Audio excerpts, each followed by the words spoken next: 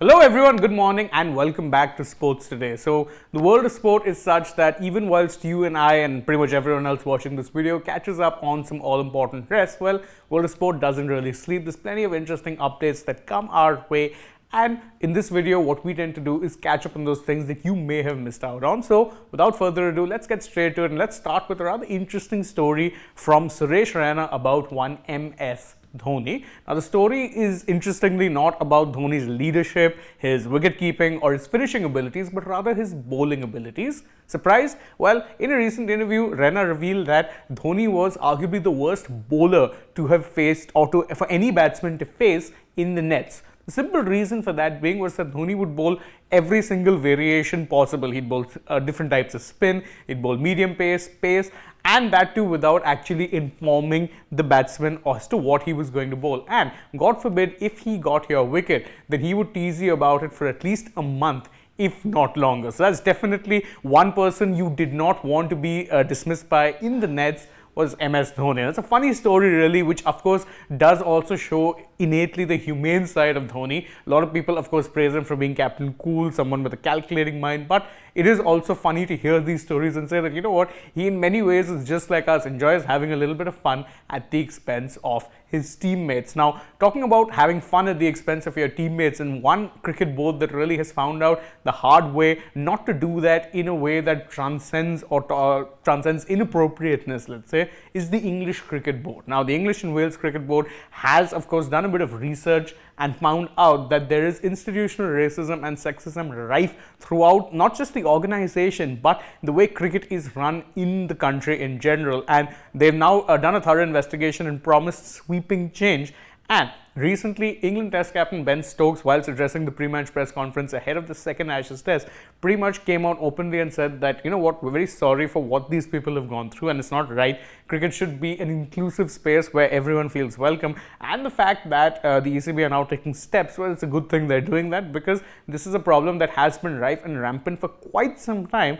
And it's good to see that even if it's late, something is being done about it. And truth be told, it is actually a harrowing experience. You have heard many people in the past talk about it, especially those of, let's say, Asian, whether that be Indian or Pakistani descent. Remember, the entire thing came from Azim Rafiq's, exposure which he did of, let's say, how bad things were in Yorkshire. And thereafter, this has led the ECB to this moment where they've had to do an entire research, figure out where it is they're going wrong, and full credit to them, at least they're acknowledging it. So let's hope that you see some change in the future. But switching our focus now back to the cricketing side of things as far as the Ashes.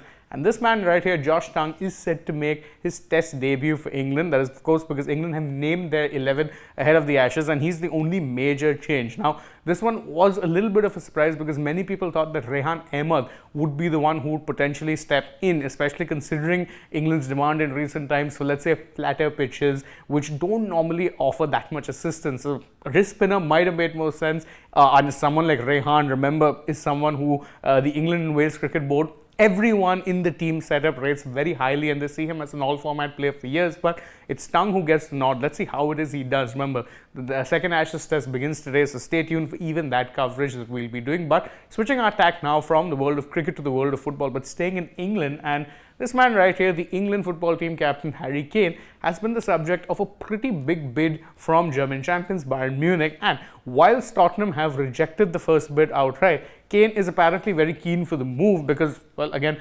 Bayern Munich are a club that are pretty much guaranteed to win trophies, and Kane so far in his career has not won a single trophy, despite actually being somewhere up in the top 5 for Premier League goal scorer, someone who's consistently been performing, doing his best. Unfortunately, stuck in a club like Tottenham, who, despite being challengers for the top 4 and the occasional cup, have never actually won a trophy since 2008.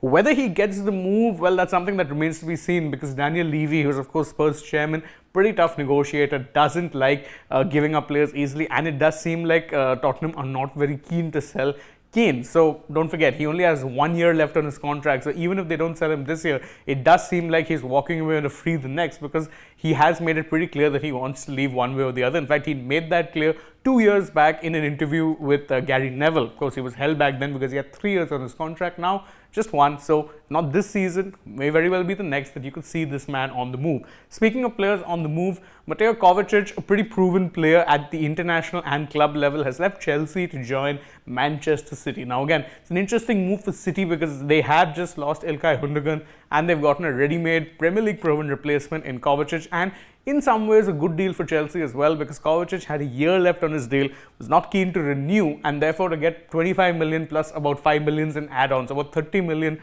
for a player who's past the age of 30 and not willing to renew his contract on newer terms, seems like a win-win deal all around. Although I will say it's a pretty good update for Kovacic, because he moves from a team that finished 12th last year and won no trophies to a team that actually won the treble. And yes, that is a self-burn for me, but hey, it is what it is.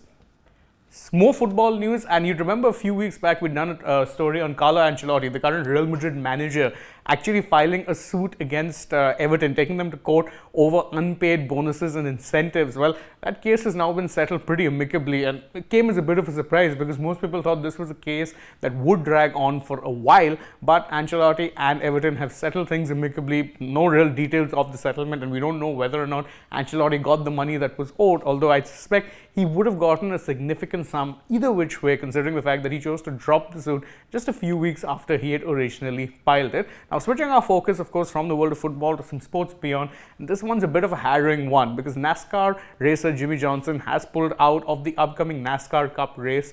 Why? Because a few of his family members, including his young nephew, were murdered, and the suspect is supposed to be the prime suspect really in the murder is his sister-in-law. Now, it's an unfortunate thing really for multiple reasons. For one, this is just a bit of an epidemic in America that you see so much gun violence. Now, whether or not such a high profile case can actually prompt people to maybe bring in some tougher gun laws, we don't know. But truth be told, it's just become an all too familiar story that comes out of America. But we're not a political channel. This is not about political leanings, and it is just about looking at the fact that someone ended up losing family members due to something that was very, very avoidable, and it's just unfortunate.